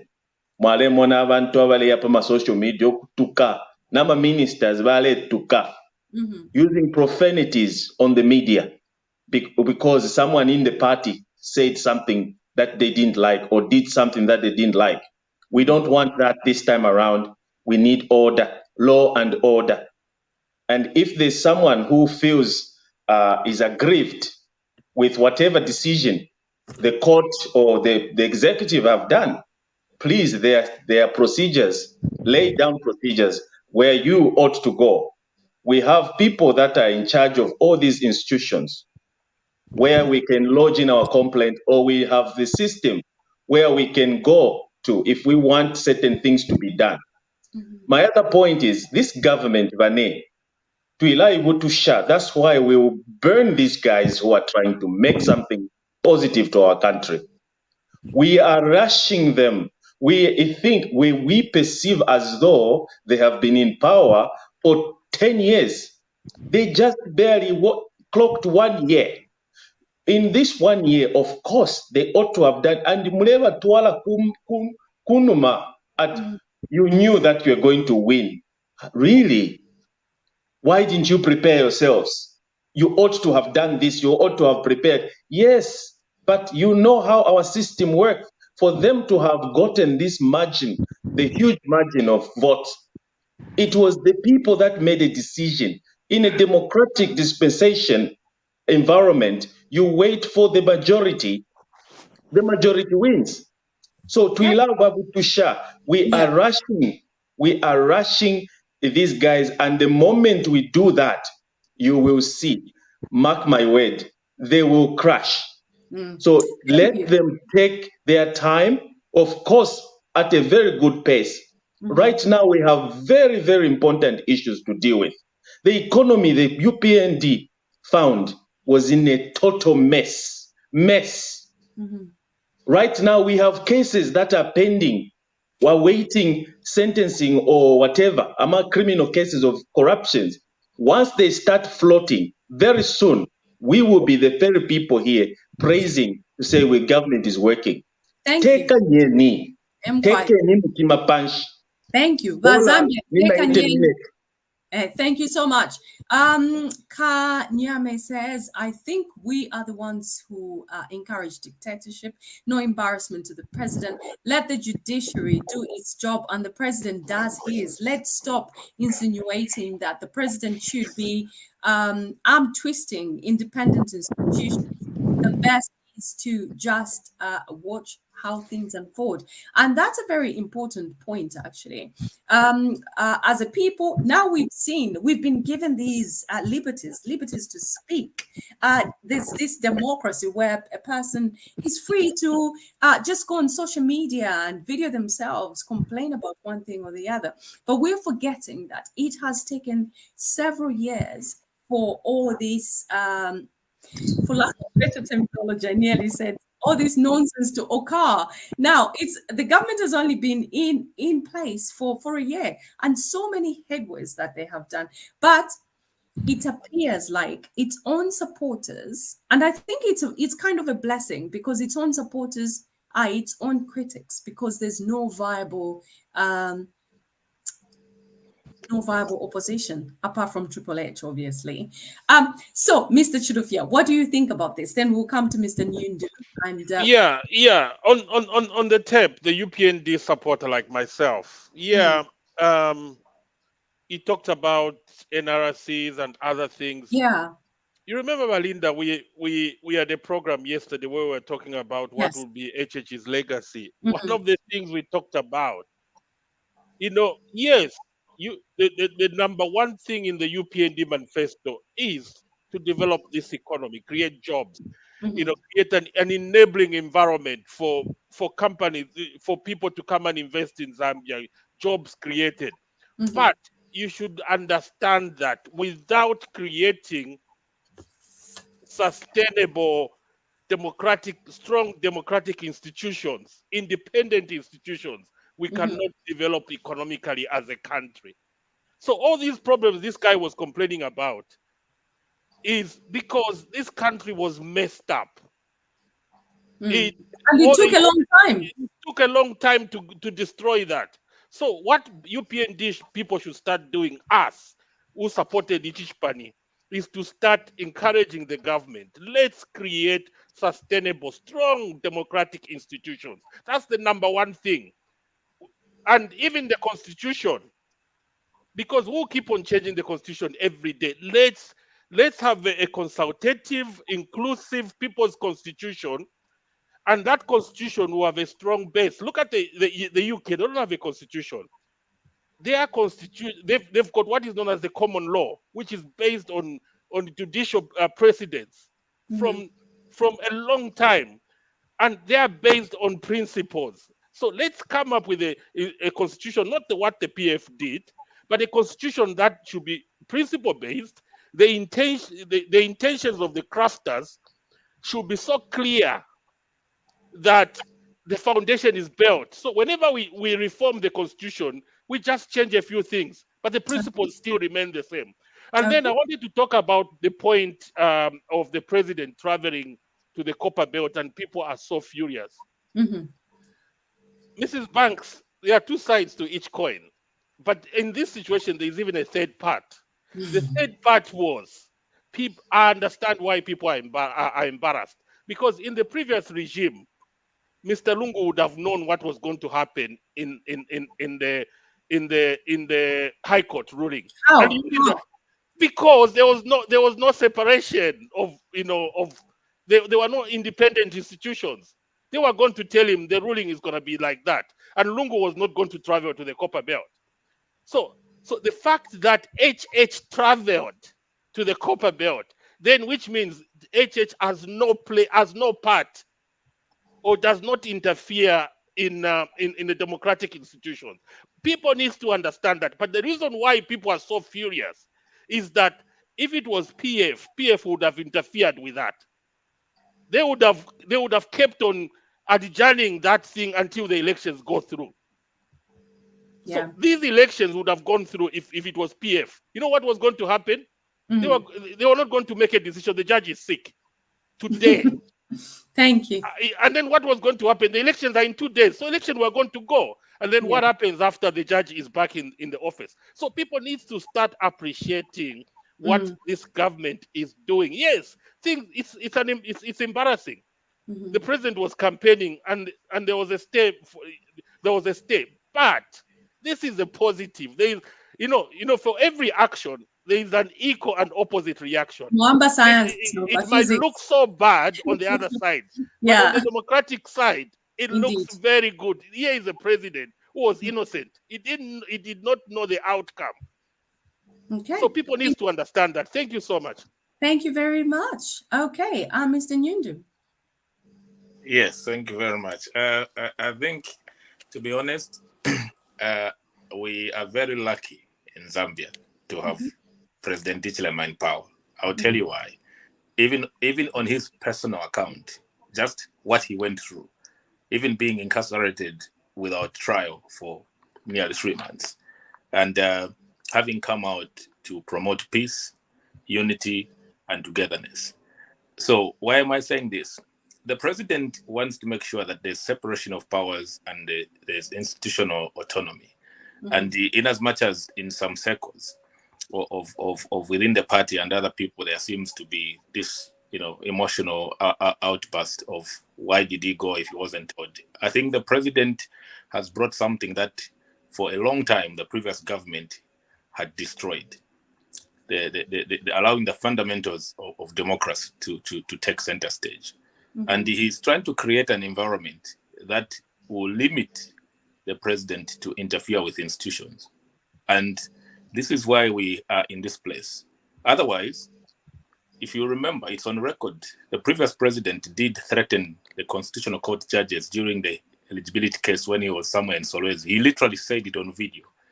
I'm warning you judges not to be adventurous like the Kenyan judges did. This was a direct threat to the judiciary. And if we carried on with such tenets and claiming that we are running a democratic country, I think we will just go backwards. And there's no way we can develop economically if our democracy is not politically supported by a political will that is based on the rule of law. So what the president did by going to the Copper Belt, to me, was not wrong. Why? Because the ECZ set a date, like Mr. Kawana said. The ECZ set a date and time for elections. Nominations were filed in, and those that were not allowed, according to what was prevailing at that time, were not allowed to file in. Court processes are parallel going alongside. The president just did what should be done. Everybody else other than the president who was campaigning, UPPZ, any other political parties, were there, including... And that is a very important point that was missed. Everyone was there. Exactly. Even the PF sympathizers, the police, everyone was in Copper Belt in those constituencies campaigning. Why? Because the ECZ, which is mandated to carry out an election, did not cancel their election. Even it's only now that the court has put a stay on that process. Has everyone been aware? So I think I would recommend that the president is democratic, is allowing institutions to operate independently. The problem that is there is that there has been a long culture for the last 10 years, this regime that lost the election, the PF was in, that had a hand in green software for now. So in people's mind, it's sorry? Green software. Exactly. So it has now been embedded culturally. You know, when something has been wrong and has been happening for a long time, it becomes now first that to take a lot of mindset shift that people should start to